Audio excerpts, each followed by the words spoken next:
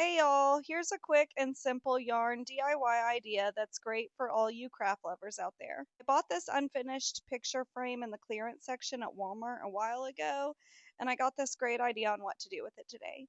I'm going to be painting a gold trim around the raised edges of the frame, so I taped off the inside of the frame to keep my edges clean. I added 2 coats of paint to add a nice pop of gold. Once I finished painting, I quickened the dry time by using a hairdryer. As I was painting, my hot glue tool was heating up on a low temp setting. To attach the yarn to the frame, I took my hot glue tool and made a thin line of glue all the way down one side and placed the yarn on top.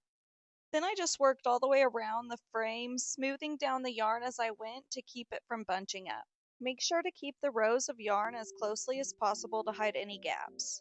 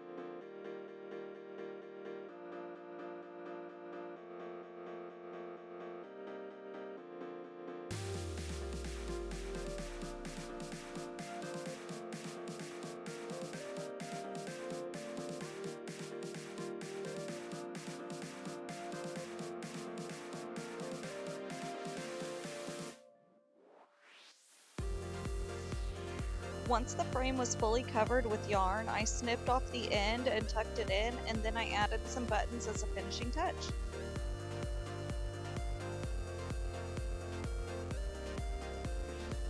This craft took me in total about 20 minutes to make, including dry time. It was super simple and budget friendly. I'll be sure to link all the materials used in the description of this video. If you like this DIY idea and want to see more ideas, go ahead and like this video and subscribe to my channel. My platform is continuously growing right now, and your support is extremely appreciated by me. Peace out, Girl Scouts!